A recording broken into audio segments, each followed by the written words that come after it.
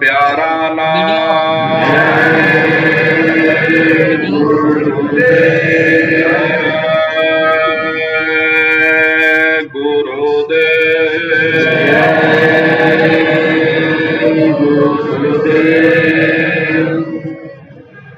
सभी प्रेमी भाई बहन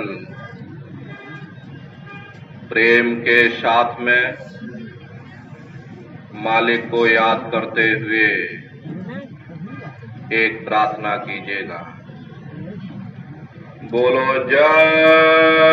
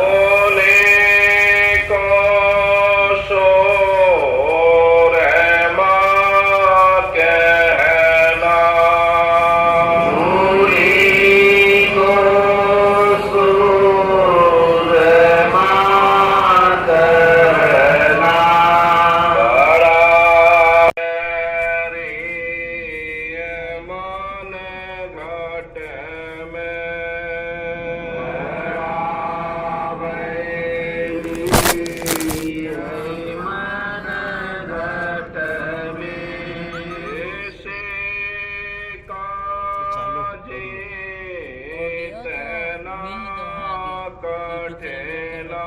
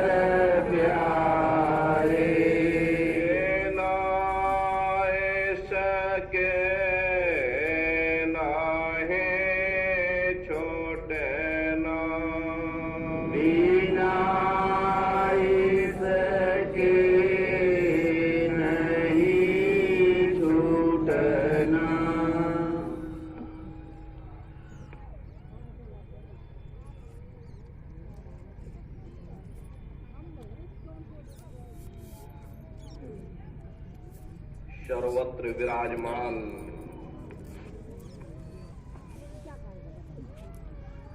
शब्द स्वरूप परम पूज्य स्वामी जी महाराज के श्री चरणों में कोटि कोटि नमन प्रणाम करते हुए होली के इस महापावन पुनीत पर्व पर गुरु महाराज के दरबार में पधारे हुए सभी सत्संगी धर्म प्रेमी भाई बहनों को सादर जय गुरुदेव।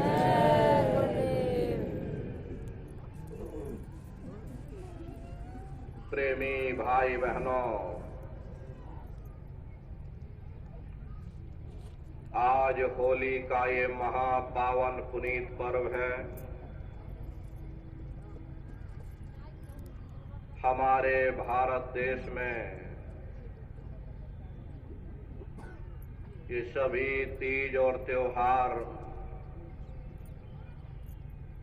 इस मकसद और उद्देश्य से मनाए जाते ताकि हमारा आध्यात्मिक लक्ष्य, हमारी जीवात्मा का कल्याण, जो कि हमारे जीवन का मूल ध्येय है, कहीं हम उसे भूल न जाएं। इसीलिए हर पखवाड़े में, हर महीने, हर सप्ताह में हमारे भारत देश में कोई न कोई तीज त्योहार बराबर आते रहते। जिसका मूल उद्देश्य होता है कि हम उस परमेश्वर की सत्ता से धीरे धीरे नजदीक पहुंचे, जहां हमको सच्चा सुख और सच्ची शांति प्राप्त हो सके। आज के समय और आज की परिस्थितियों को देखते हुए हम आप ये भूल चुके हैं कि आखिर ये मानव तन हमको क्यों मिला, क्या इसका उद्देश्य है,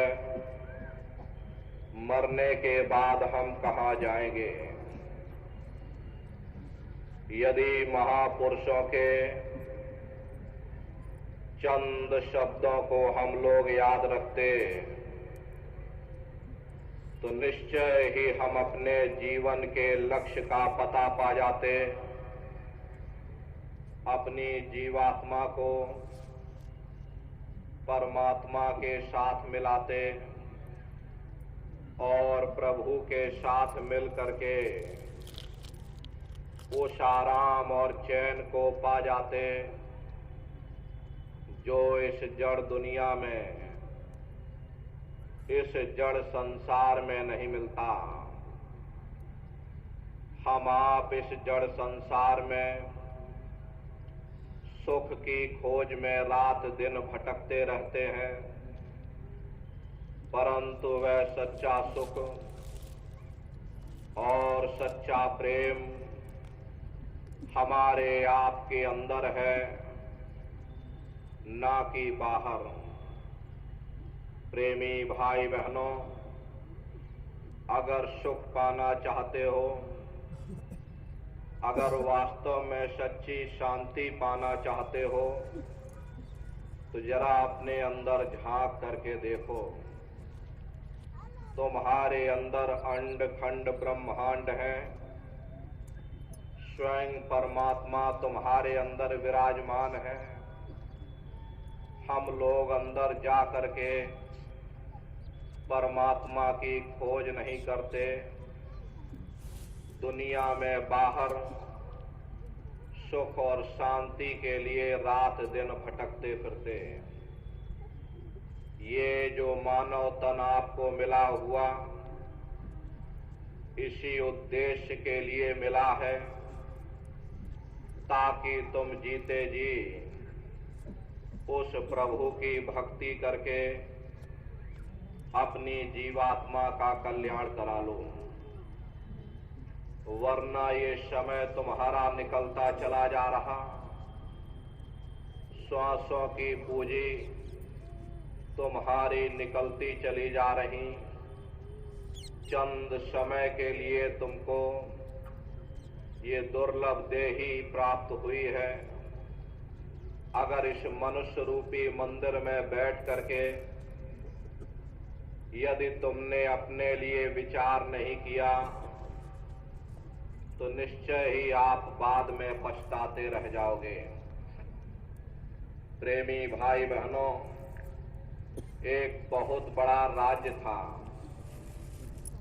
उस राज्य का ये नियम और कानून था, 5 साल के लिए किसी एक व्यक्ति को राजा बनाया जाता था और 5 साल राजगद्दी देने के बाद में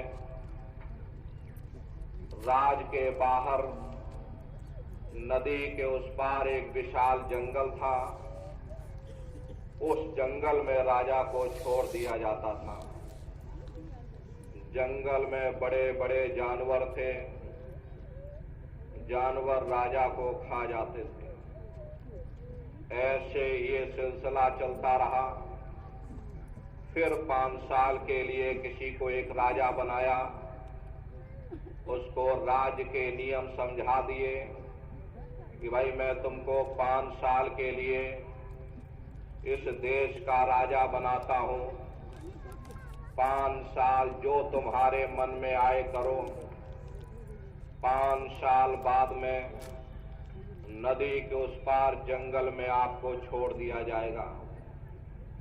न जाने कितने राजे आए, 5 साल समय बीतते समय नहीं लगा। और बात भी सही है, दुख का समय हो तो देर में कटता है, लेकिन सुख का समय बड़ी तेजी गति से पहुंचता। तेजी से समय निकलता चला जाता। अब जिसको राज मिल जाता, 5 साल भोग वासनाओं में, शराब और कबाबों में समय गुजार दिया जाता। फिर जब उसको बताया जाता कि भाई तुम्हारा समय पूरा हो गया, तब वो रोता और चिल्लाता है। लेकिन नियम तो नियम है, कानून तो कानून है, राज्य के कानून है। कोई क्या कर सकता, ले जाकर उसे जंगल में छोड़ दिया जाता। ऐसे न जाने कितने राजे आए और चले गए, पर एक व्यक्ति आया जो बहुत ही होशियार था। उसने राज का नियम समझा कि भाई आखिर इस देश के क्या नियम हैं, इस देश के क्या कानून हैं। फिर उसके बाद वो राजा बना। राजा बनते ही उसने आराम न किया, सबसे पहले जाकर के उसने उस जंगल को ही कटवा दिया। और जंगल को कटवा करके अपने लिए आलीशान महल बनवा लिया। जैसे फौज फाटक इधर थी, ऐसे ही फौज फाटक नदी के उस पार राजा ने भेज दिया। जो सुख समृद्धि इधर थी, वही सुख समृद्धि नदी के उस पार राजा ने भेज दिया, क्योंकि उसे मालूम था कि हमको भी नदी के उस पार जाना होगा। प्रेमी भाई बहनों, उस राजा ने आराम नहीं किया, रात दिन मेहनत करके 5 साल में जंगल को चमन बना दिया। और जब 5 साल पूरा हुआ, हंसी खुशी वो राजा जंगल के उस पार चला गया और अपने राज्य में रहने लगा। प्रेमी भाई बहनों, हम लोगों को भी ये मनुष्य रूपी महल मिला हुआ, मनुष्य शरीर रूपी महल कुछ समय के लिए तुमको मिला, लेकिन इस महल में बैठ करके तुम रात दिन मोह माया में, शराब और कबाबों में अपने समय को गुजारते चले जा रहे। तुम विचार ही नहीं कर रहे हो, एक दिन इस महल को छोड़कर तुमको जाना है। कहाँ जाना है, कैसे जाना है, क्या करना है। जहाँ जाओगे वहाँ कोई झोपड़ा बनाया कि नहीं बनाया, कोई महल तुमने बनाया कि नहीं बनाया। रात दिन इस यहाँ पर अपने समय को तुम व्यर्थ में बर्बाद करते चले जा रहे। प्रेमी भाई बहनों, ये श्वासों की पूंजी तुम बर्बाद कर रहे, इसे व्यर्थ में बर्बाद मत होने दो। चंद समय के लिए तुमको ये मानव तन दिया गया।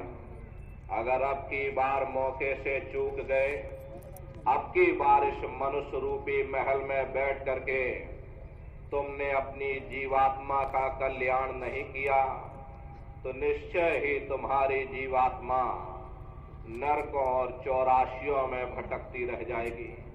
फिर क्या पता ये मानव तन तुमको मिले न मिले। इसलिए प्रेमी भाई बहनों, अहो भाग्य है आपका, आपको ये मानव तन मिला हुआ। इस मनुष्य रूपी मंदिर में बैठ करके हमको आपको ये विचार करना चाहिए कि आखिर ये मानव तन हमको क्यों मिला है, क्या इसका उद्देश्य है, और मरने के बाद हम कहाँ जाएंगे। इन 3 प्रश्नों की जानकारी हर एक प्रेमी भाई बहनों, हर किसी व्यक्ति को, हर किसी इंसान को होना चाहिए कि भाई आखिर हम मनुष्य शरीर में आए हैं, तो इस मनुष्य शरीर में बैठ करके हम क्या करें, कैसे परमात्मा को प्राप्त करें। हमारा उद्देश्य क्या है, हम कहां से आए हैं, ये सभी बातों की जानकारी आपको सत्संग के माध्यम से होगी। तो प्रेमी भाई बहनों, आप लोग बड़े ध्यान से सुनिएगा। आपको पूरा सिलसिलेवार तरीके से बताया जाएगा। बहुत से नए प्रेमी भाई बहन भी आए हुए, अच्छी तरह से समझोगे तभी आपकी कुछ समझ में आने वाला। आपको अच्छी तरह से बताया जाएगा कि भाई आखिर आप हो कौन, आप कहां से आए हो, आपको जाना कहां है, क्या आपके मानव जीवन का उद्देश्य है। प्रेमी भाई बहनों, जब यहाँ न धरती थी, न सूरज चांद सितारे, न जमीन न आसमान, न देवी न देवता, जब कहीं कुछ नहीं था, तो एक अनीय नामा अभिसच्चिदानंद प्रभु धामा, एक अनीय अनामी महाप्रभु अपने अनामी धाम में अखंड राज किया करते थे। उस मालिक की मौज मर्जी उठी तो उन्होंने 3 लोक का विस्तार किया, यानी अगम लोक, अलख लोक और सतलोक। अगम लोक में अगम पुरुष को बैठाया, अलख लोक में अलख पुरुष को बैठाया और सतलोक में सतपुरुष भगवान को बैठा दिया। काफी समय जब बीत गया तब रचना का विस्तार सतपुरुष भगवान ने किया। उन्होंने अपनी आवाज पर अनंतों अनंत ब्रह्मांडों की रचना की और अपने 16 पुत्रों को नीचे उतार दिया। निरंजन भगवान, जिनको दुनिया ईश्वर कहती है, सतपुरुष भगवान के सबसे छोटे पुत्र हैं। इन 16 पुत्रों ने नीचे आकर घन घोर तपस्या की और अपने पिता को प्रसन्न करके, यानी सतपुरुष भगवान को प्रसन्न करके सतलोक के समान राज मांग लिया। राज चेतन पर किया जाता, जड़ पर नहीं किया जाता, इसीलिए इनको रूहों का छोटा सा भंडार दे दिया गया। जब रूहें नीचे उतारी जाने लगी, जब जीवात्माएं नीचे उतारी जाने लगी, जब हमको आपको नीचे उतारा जाने लगा तो हम लोग घबराने लगे। उस समय सतपुरुष भगवान ने आदेश दिया कि तुम जाओ, जाकर नीचे आराम से रहो और जब समय पूरा होगा तब तुम वापस चले आना। सतपुरुष के आदेश पर ये रूहें, ये जीवात्माएं नीचे आने को तैयार हो गई। सबसे पहले 4 प्रकार के कपड़े, कारण कपड़ा, सूक्ष्म कपड़ा, लिंग कपड़ा और स्थूल कपड़ा, ये 4 प्रकार के कपड़े जीवात्माओं के ऊपर डाले गए और शब्द को पकड़ा करके मंडल वायु मंडल जीवात्माओं को नीचे उतारते चले गए। और इसी मृत्यु लोक में, इसी मनुष्य शरीर में, इसी स्थूल शरीर में, दोनों आंखों के मध्य भाग में जीवात्मा को यहाँ बैठा दिया गया। जब जीवात्माएं यहाँ पर आ गई, उस समय पर सतयुग का समय था। सतयुग योगी सब विज्ञानी, करे हरे ध्यान तरे भव प्राणी। उस समय सब ज्ञानी और विज्ञानी थे, सबकी आंख कान खुली हुई थी, रोज मालिक का दर्शन करते थे, रोज आते और रोज जाते। और जब समय पूरा हो जाता, ये जीवात्माएं अपने देश वापस चली जाती, फिर लौट करके मृतलोक में कभी नहीं आती। ऐसे न जाने कितनी खेपें, कितनी जीवात्माएं वापस लौट गईं। तब निरंजन भगवान ने विचार किया कि अगर ये जीवात्माएं ऐसे ही अपने देश वापस लौट जाएंगे। हम इन पर कोई बंधन नहीं लगाएंगे तो एक दिन मेरा राज्य खाली हो जाएगा। हमने जो तपस्या करके जीवात्माओं का छोटा सा भंडार उस मालिक से मांग लिया, वो भंडार खाली हो जाएगा, फिर हम राज किस पर करेंगे। तो उन्होंने बड़ी होशियारी के साथ कर्मों का विधान बना दिया। कर्मों का विधान बना करके जीवात्माओं को सुना दिया गया कि भाई ये पुण्य कर्म है, ये पाप कर्म है, ये शुभ कर्म है, ये अशुभ कर्म है।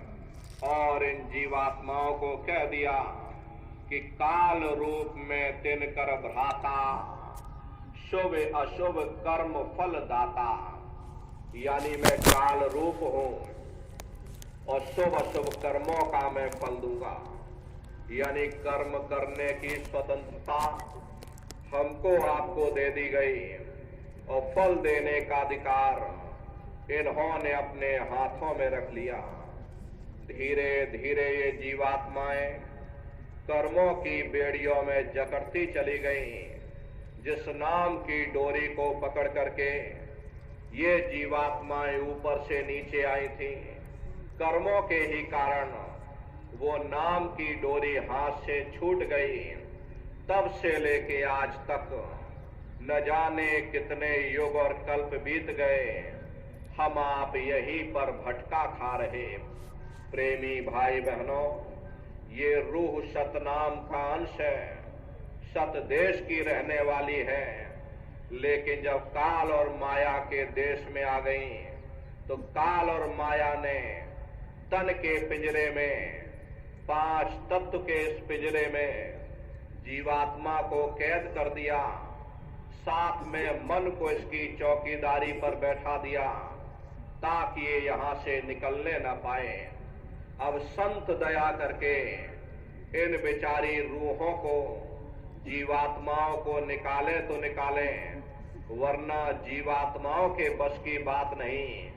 ये जीवात्मा इस मन के चंगुल से आजाद हो सके।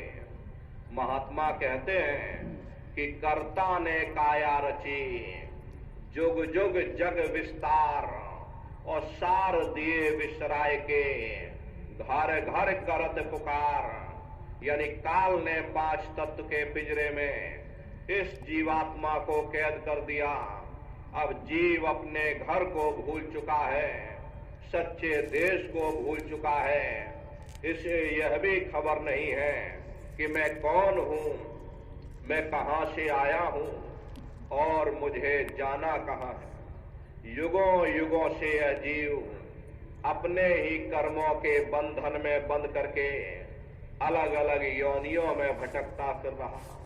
महात्मा प्रेम से समझाते कि भाई वेद पुराण कर्मे उपराजा, या से करे जीव जग काजा। अब ये सारा संसार कर्मों के जाल में बंध गया। संत इस जाल के भेद को खोलते हैं, लेकिन देखो दुनिया वालों को, ये दुनिया वाले ऐसे ही संतों महात्माओं का विरोध करते हैं। वाल्मीकि जी महाराज ने राम के पैदा होने के 10,000 साल पहले ही पूरी रामायण बनाकर रख दी थी कि भाई तुम्हारे अंदर राम है, तुम्हारे अंदर रावण है, सब कुछ तुम्हारे अंदर है। काल भगवान ने देखा कि इसने तो मेरा भेद उजागर कर दिया, भेद ही उजागर कर दिया, तो उन्होंने बड़ी होशियारी के साथ बाहर ही राम बना दिया, बाहर ही रावण बना दिया, ताकि कोई अंदर ना आने पावे, कोई मेरे भेद को न जानने पावे, सब बाहर ही बाहर भटकते रह जाएं। प्रेमी भाई बहनों, संत दयाल होते हैं, दया के सागर होते हैं। वे चाहते हैं कि सब जीवों को पार कर दिया जाए, लेकिन काल ने ही ऐसा जाल डाल रखा कि कोई भी जीव संतों महात्माओं की वचनवाणी को सुनने और मानने के लिए तैयार ही नहीं होता। यदि किसी साधक ने मेहनत करके अंदर जाने की कोशिश की तो काल ने उसे वहीं पर रोक दिया। किसी को रिद्धि और सिद्धि देकर बहला दिया, किसी को स्वर्ग की तृष्णा दे दी, किसी को वैकुंठ धाम दे दिया, और यदि साधक फिर भी नहीं माना तो माया ने उसे गिरा दिया। यानी कोई ना कोई विषय विकार लगा करके साधक को नीचे गिरा दिया। महात्मा प्रेम से समझाते हैं कि कर्ता कर्म किया विस्तारा, 184 रूप सवारा, काल्य परवल जाल पसारा, उन सब जीव घेर कर मारा। काल ने जीवों को घेरने के लिए ही ये 84 लाख योनियां बनाई, और इन योनियों में इन बेचारी रूहों को, इन जीवात्माओं को कैद कर दिया। ये बड़ा ही जबरदस्त जाल है। बड़े बड़े ऋषि मुनि, बड़े बड़े पीर पैगंबर औलिया काल के जाल में फंसकर धोखा खा गए। कृष्ण भगवान ने उद्धव से कहा कि हे उद्धव, ये जो तुम चींटा देख रहे हो ये कई बार इंद्र बन चुका। बताओ प्रेमी भाई बहनों, जब स्वर्गों का राजा इंद्र वह अपने कर्मों के कारण चींटा बन सकता, तो हम दुनिया के जीवों का क्या हाल होगा, हम लोग कभी विचार नहीं कर पाते। महात्मा प्रेम से समझाते हैं कि कर्म कलंदर आप नचावे और बाजी लाए जीव भटकावे। जिस प्रकार से मदारी बंदर को घर घर नचाता, ठीक उसी प्रकार से जीवात्माओं को उसके अपने कर्म नचा रहे। अच्छा कर्म आ गया, जीव सुखी हो गया, बुरा कर्म आ गया, जीव दुखी हो गया। युगों युगों से यह जीव अपने ही कर्मों के बंधन में बंध करके अलग अलग योनियों में बंदर की तरह नाच रहा। कोई दाव नहीं मार्ग पावे, धर धर देहि जन्म शरावे। काल ने जीवों के निकलने के लिए कोई दाव नहीं छोड़ा, कोई रास्ता नहीं छोड़ा। अगर कोई रास्ता है तो वह संतों की शरण है। क्योंकि प्रेमी भाई बहनों, कर्म करने से मुक्ति नहीं मिल सकती, चाहे वो अच्छा कर्म हो या चाहे वो बुरा कर्म हो। यदि बुरे कर्म लोहे की जंजीर है तो अच्छे कर्म भी सोने की बेड़ियां हैं। और आध्यात्म यही कहता कि जब तक ये जीवात्मा निष्कर्म नहीं हो जाएगी, उस परमात्मा को प्राप्त नहीं कर सकती। यदि आप बुरे कर्म करोगे तो नरकों 84 में चले जाओगे, अच्छे कर्म करोगे तो राजा महाराजा बन जाओगे, कौमों मजहबों मुल्कों की हुकूमत हासिल कर लोगे। लोहे की जंजीरें उतर जाएंगी तो सोने की बेड़ियां पड़ जाएंगी, हाथ से झाड़ू निकल जाएगी तो हुकूमत की बागडोर मिल जाएगी। ज्यादा से ज्यादा तुम स्वर्ग वैकुंठ में चले जाओगे, वो भी तो भोग योनियां हैं, एक निश्चित समय के लिए मिलती हैं। पुण्य कर्म समाप्त हो जाने के बाद में फिर तुमको मृतलोक में भेज दिया जाएगा। अब वहां से जब नीचे उतारे जाओगे तो किसी बड़े घर में जन्म हो जाएगा, और बड़े घर में जन्म लेने के बाद कौन भला अच्छा कर्म करता, तो फिर बुरे खोटे कर्म किए तो फिर नरकों और 84 में चले गए। ऐसे ही ये आवागमन चलता रहता, लेकिन मुक्ति नहीं मिलती। बिना कर्म कोई काया नहीं, जग बस रहा कर्म के माही। कोई शरीर बिना कर्म के नहीं। ये सूरज चांद सितारे, ये जमीन और ये आसमान, ये देवी और ये देवता, ये सब कर्मों के ही अधीन है। कर्म होते हैं तो काया बनती है, और जब काया बनती है तो कोई ना कोई कर्म भी बन जाते हैं। ये एक दूसरे पर सब आश्रित है, एक के बगैर दूसरा हो ही नहीं सकता। जिस दिन से दुनिया बनी है ये कर्मों का अटल कानून चला रहा। युग बदलते रहते हैं, समय बदलता रहता है, लेकिन ये कर्मों का कानून नहीं बदलता।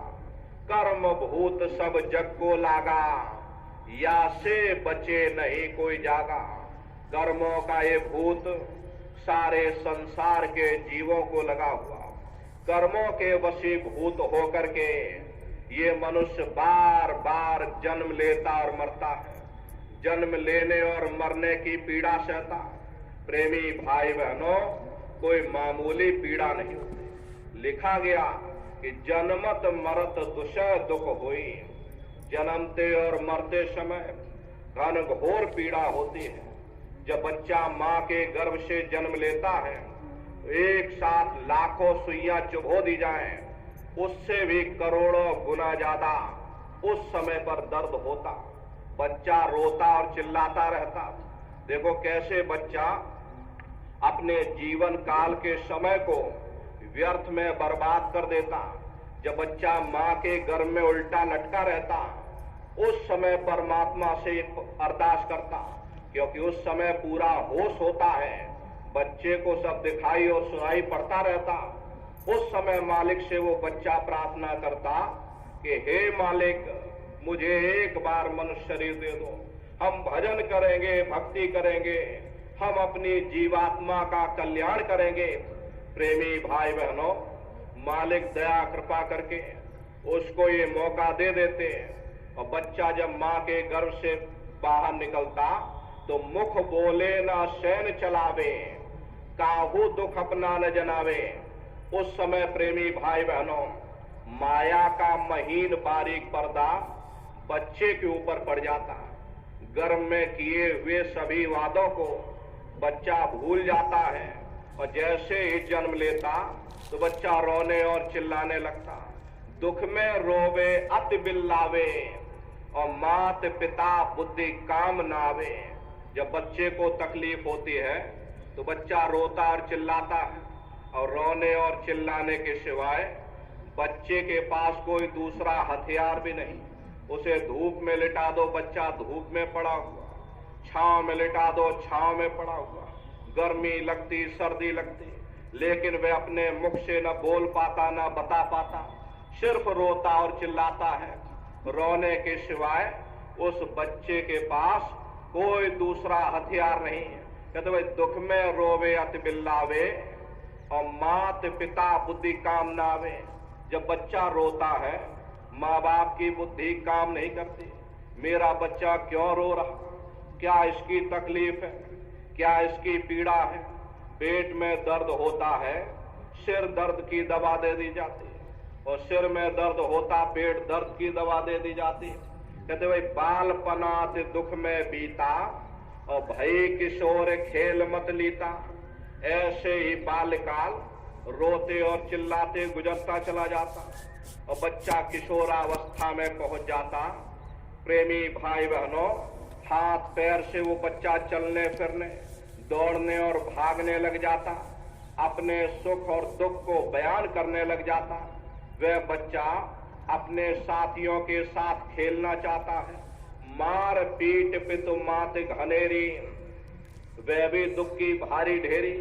अब बच्चा अपने साथियों के साथ, भाई जब हाथ पैर चलने लग गए तो उसे खेलने में मजा आता। बच्चा अपने साथियों के साथ खेलने जाता है तो घर में माँ बाप मारते, स्कूल में मास्टर और अध्यापक मारते, ऐसे ही पिटते पिटाते ये समय भी गुजरता चला जाता। यह भी दिन दुख गफलत में बीते, और भाई के प्रेमी भाई बहनों, ये भी समय दुख और गफलत में बीतता चला जाता। प्रेमी भाई बहनों, देखो महात्मा कहते हैं कि तरुण अवस्था अवन लागी, मन तरंगे अब छिन छिन जागी। ऐसे ही पिटते पिटाते ये बाल काल का अवस्था और किशोरावस्था गुजरती चली जाती है, और तरुण अवस्था आ जाती है। ये मन जवान हो जाता, मन मत वाले हाथी की तरह मदहोश हो जाता। अब मन में दुनिया की ख्वाहिशें पैदा होने लग जाती कि मेरे पास भी घोड़ा गाड़ी मकान हो, मेरी भी जमीन जायदाद हो, मेरे भी ठाठ बाट हो, मेरी भी शादी हो जाए। प्रेमी भाई बहनों, चाह उठी तब करी सगाई, और ब्याह हुआ घर नारी आई। जब इसके अंदर चाह उठी तो इसकी शादी भी हो गई। अब घर में नारी भी आ गई तो नारी देख मन अति हर्षाना, बेड़ी भारी सो नहीं जाना। नारी को देख देख कर इसका मन प्रसन्न होने लगा, जैसे से कोई बड़ी भारी बादशाहत मिल गई हो। कहा ये मनुष्य, ये जीवात्मा जब माँ के घर में उल्टी लटकी थी उस समय परमात्मा से अरदास करती थी कि हे परमात्मा, मुझे एक बार मौका दे दो, एक बार मुझको मनुष्य शरीर दे दो, हम भजन करेंगे, भक्ति करेंगे, हम अपनी जीवात्मा का कल्याण करेंगे। लेकिन जब परमात्मा ने तुमको मौका दे दिया, देखो अपने कीमती समय को और श्वासों की पूंजी को कैसे व्यर्थ में बर्बाद करते चले जा रहे। प्रेमी भाई बहनों, महात्मा कहते हैं भाई नारी देख मन अति हर्षाना, अब बेड़ी भारी सो नहीं जाना। अब नारी को देख देख कर इसका मन प्रसन्न होने लगा। घटती चली लगन पितु माता, और नारी पुत्र संग मन अतिराता। प्रेमी भाई बहनों, जब इसकी शादी नहीं हुई थी तो इस मनुष्य का पूरा प्रेम अपने माँ बाप के साथ था। लेकिन जब शादी हो गई तो माँ बाप के हिस्से का आधा प्रेम इसने अपनी देवी को दे दिया, और कुछ समय बाद जब बच्चे कच्चे हो गए तो माँ बाप के हिस्से का बचा हुआ आधा प्रेम इसने अपने बच्चे को दे दिया।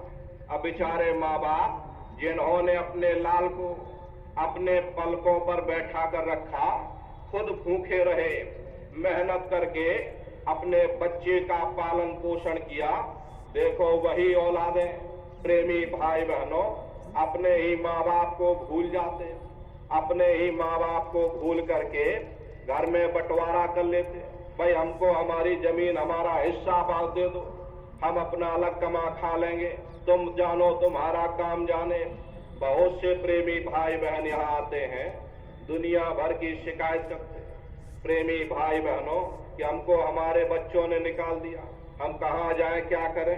अरे प्रेमी भाई बहनों, आप इस बात का ध्यान रखिएगा, जो अपने माँ बाप को सताता उसका लोक और परलोक भविष्य में कभी बन ही नहीं सकता, वो इंसान कभी सुखी हो ही नहीं सकता। देखो कैसे ये मनुष्य अपना समय गुजारता चला जाता। प्रेमी भाई बहनों, महात्मा कहते हैं स्वान समान करे गति अपनी, और धन का सुमरन धन की जपनी। अब जब शादी हो गई, अब दुनिया का खर्चा बढ़ गया, अब घर में औरत को भी कपड़े चाहिए, बच्चों को भी पढ़ाई लिखाई का खर्चा, अब दुनिया भर की चिंताएं मन में समाने लगी। ग्रह कार्य अब नित्य सतावे, कुली और जाति बहुत भरमावे। धीरे धीरे घर के कार्य सताने लगे, घर की चिंताएं सताने लगी कि कैसे भी पालन पोषण किया जाए, क्या किया जाए, कहीं नौकरी की जाए, कहीं खेती बाड़ी की जाए।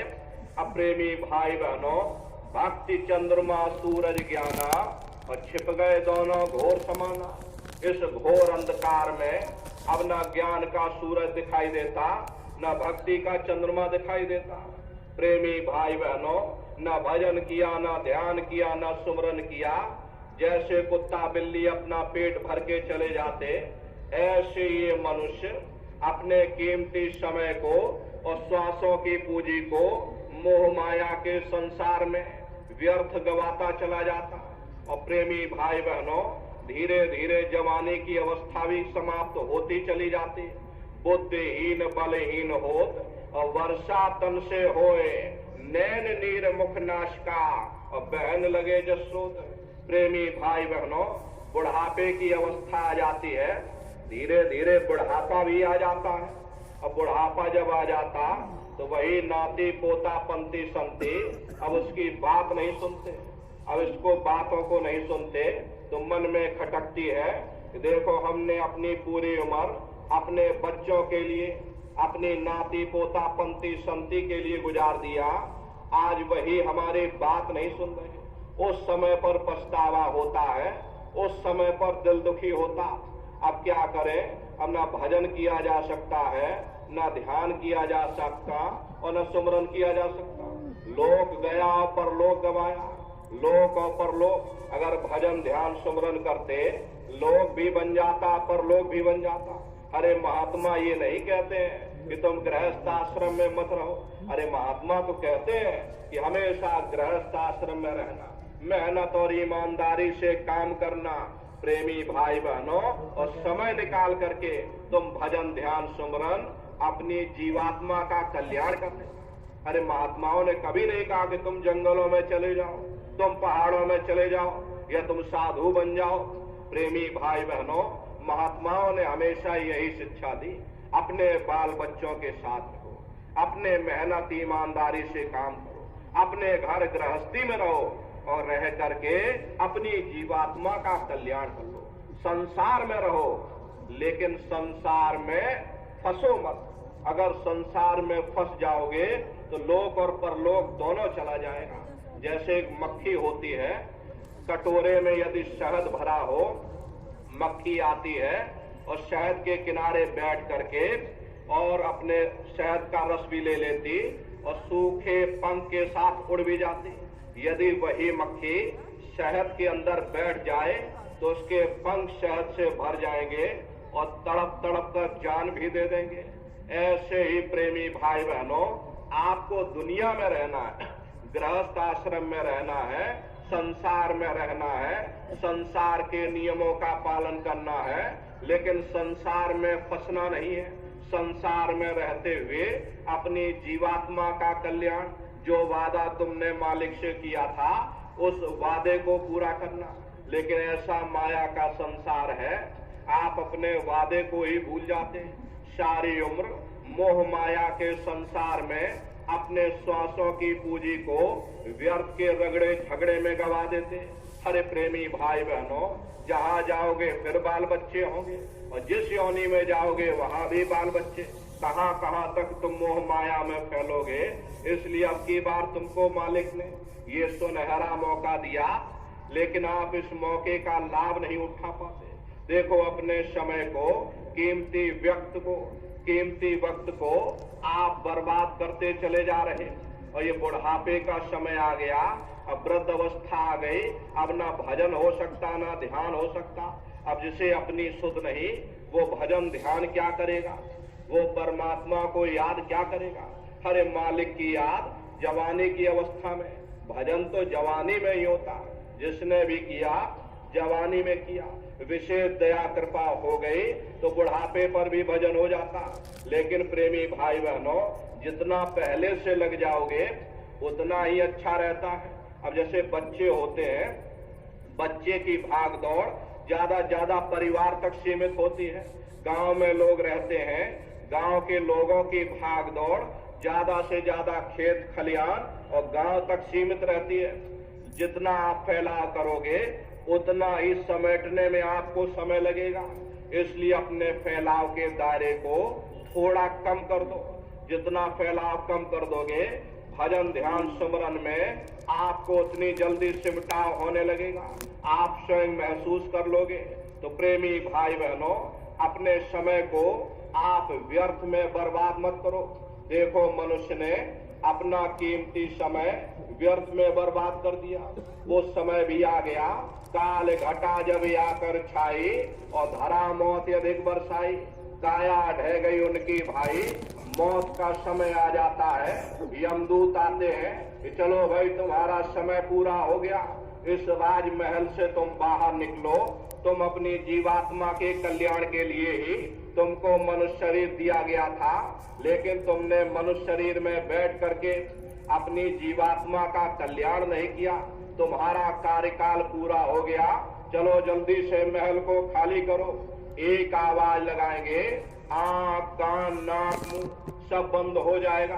प्रेमी भाई बहनों, उस समय जीव टकटकी लगाकर देखता, लगे टकटकी दिखे ना भाई, वाही समय को करे सहाय। उस समय पर जीव टकटकी लगाकर देखता है कि कोई मेरी मदद कर दे, कोई मेरी सहायता कर दे। अब मदद करे तो कौन करे? भजन ध्यान सुमरन तुमने किया नहीं, सतगुरु किया नहीं। हरे प्रेमी भाई बहनों, तो मदद कौन करेगा? मदद करने के लिए शब्द को पकड़ना पड़ेगा। तुम शब्द को पकड़ लो। एक बार प्रेमी भाई बहनों शब्द को पकड़ लिया तो निश्चय ही तुम्हारी जीवात्मा अमर हो जाएगी। इसलिए प्रेमी भाई बहनों, लेकिन समय को बर्बाद करते चले जाते, अपने कीमती वक्त को आप बर्बाद करते चले जाते। देखो यमदूत आते हैं और जीवात्मा को खींच करके इस शरीर से बाहर कर दिया जाता, और जैसे ही जीवात्मा इस शरीर से अलग हुई, ये शरीर तुम्हारा मिट्टी हो जाएगा। फिर इस मिट्टी को एक रात अपने घर में कोई रखने को तैयार नहीं होता। कंधों पर लटका करके शमशान भूमि पर जलाकर राख कर देते। प्रेमी भाई बहनों, कोई एक रात अपने घर में रखने को तैयार नहीं होता, वही शमशान भूमि पर जलाकर राख कर दिया जाए। जिस जात और बिरादरी के लिए तुम भटकते रहते हो, जिस मान पढ़ाई के लिए तुम तड़पते रहते हो, वही जात बिरादरी, वही मान बढ़ाई, वही हुकूमत, वही शानो शौकत, वो शमशान भूमि पर जलकर खाक हो जाती। कौन किसके काम आता? कोई किसी के काम नहीं आता। ये मोह माया, ये सब दिखावे की बातें हैं। कुछ दिन मोह माया रहेगा, हमेशा कोई किसी को याद नहीं करता। अरे आपके भी माँ बाप गए होंगे, बूढ़े बुजुर्ग दादा परदादा चले गए, अब कौन किसको याद करने के लिए बैठा? अरे प्रेमी भाई बहनों, कोई किसी को याद, बस जल्दी करो, जल्दी करो, जल्दी से कपड़ा खरीद के लाओ और जल्दी से लकड़ियां खरीद के लाओ, इनको घर में से जल्दी से उठा ले जाओ, वही शमशान भूमि पर जला देना।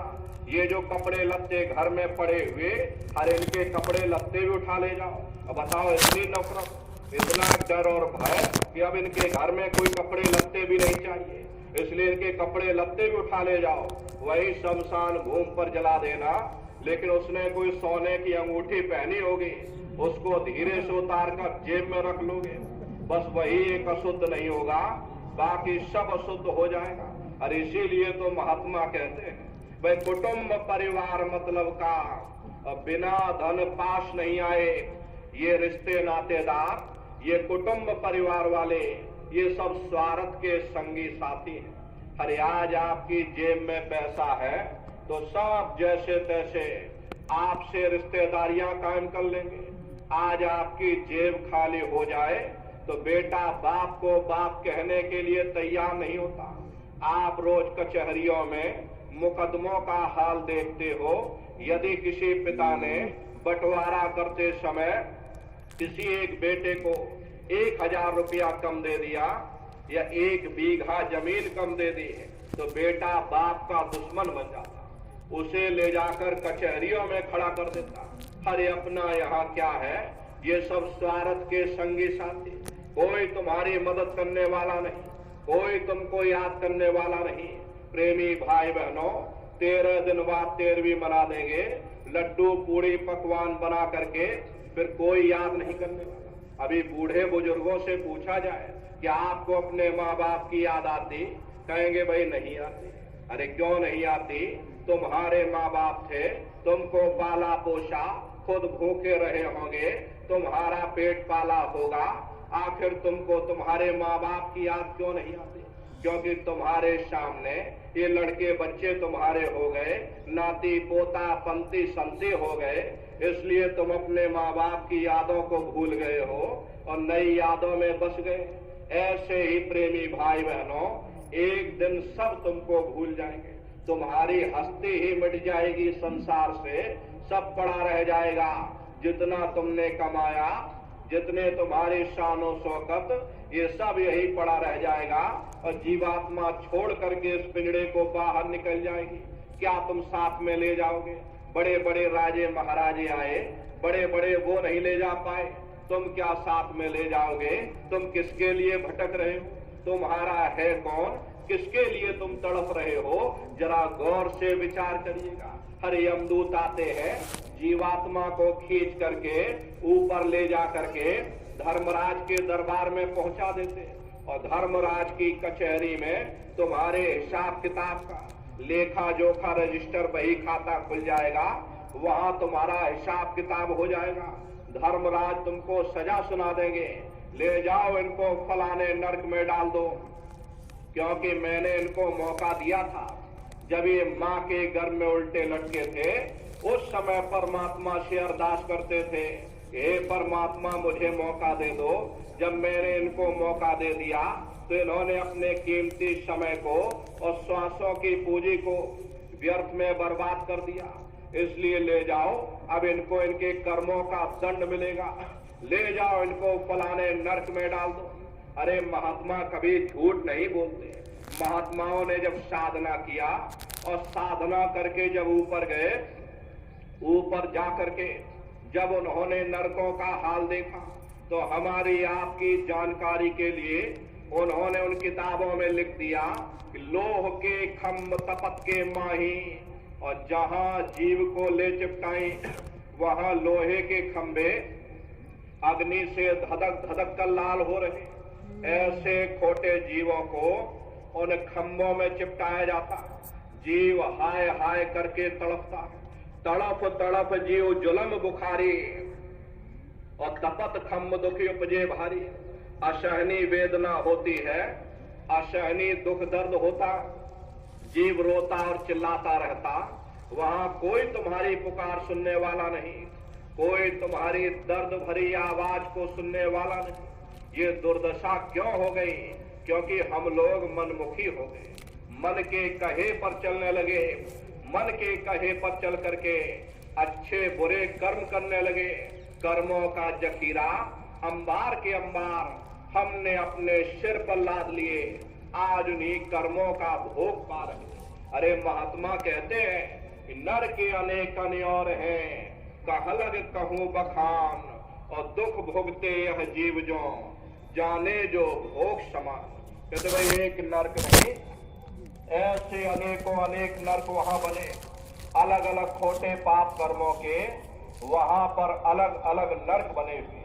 ये जीव अपने अपने कर्म के अनुसार अनंतों अनंत युगों तक, वर्षों की बात नहीं कर रहे, अनंतों अनंत युगों तक जीव नरकों की यातनाएं भोगता रहता। और नरकों की यातनाएं भोगने के बाद इसी जीवात्मा को सीधे मनुष्य शरीर नहीं मिलता, बल्कि इसे 4 खान 84 लाख योनियों में डाला जाता।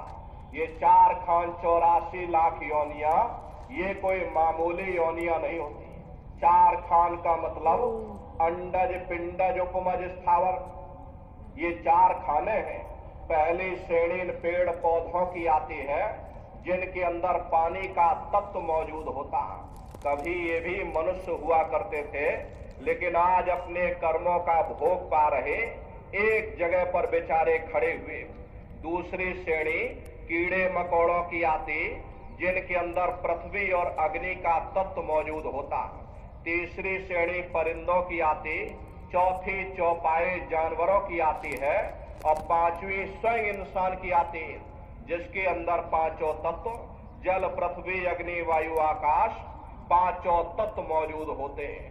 प्रेमी भाई बहनों, इनकी अलग अलग कुल 84 लाख योनियां होती हैं। हम दुनिया के जीव अनंतों अनंत युगों से इन्हीं 84 लाख योनियों में भटक रहे। अब आप पेड़ पौधों को ही देखो, नीम का पेड़ अलग है, आम का पेड़ अलग है। ऐसे ही अलग अलग प्रजातियों के कीड़े मकोड़े, अलग अलग प्रजातियों के पशु पंछी, कुल मिलाकर 84 लाख योनियां। प्रेमी भाई बहनों, हम लोग अपने अपने कर्म के अनुसार नरकों की यातनाएं भोगने के बाद में इन्हीं 84 लाख योनियों में भटका खाते हैं। मामूली कष्ट नहीं होता, असहनीय वेदना होती है। अरे बेचारे जानवरों को देखो, आप उनकी पीड़ा को समझो। सर्दी लगती, गर्मी लगती, अरे हमको आपको सर्दी लगने लगी, हम लोगों ने कंबल ओढ़ लिया, रजाई ओढ़ ली, बीमार हो गए, दौड़ के अस्पताल चले गए, दवाई ले ली। लेकिन बेचारे जानवरों को देखो, कौन उनकी पुकार सुनने वाला? एक एक रोटी के निवाले के लिए बेचारे दर बदर ठोकरें खा रहे। किसी का हाथ कट गया, किसी का पैर कट गया, पैरों में कीड़े पड़ गए, सड़ान आ गए, लेकिन अपने कष्ट को भोगते रहते हैं, कष्ट को सहते रहते हैं। कौन उनकी पुकार सुनने वाला? कौन उनकी दर्द भरी आवाज को सुनने वाला? कौन सी अदालत में जाकर के वे बेचारे दरवाजा खटखटाएं? कौन मजिस्ट्रेट उनकी फरियाद को सुनेगा? प्रेमी भाई बहनों, कोई सुनने वाला नहीं। प्रेमी भाई बहनों, हम दुनिया के जीव नरकों की यातनाएं भोगने के बाद में इन्हीं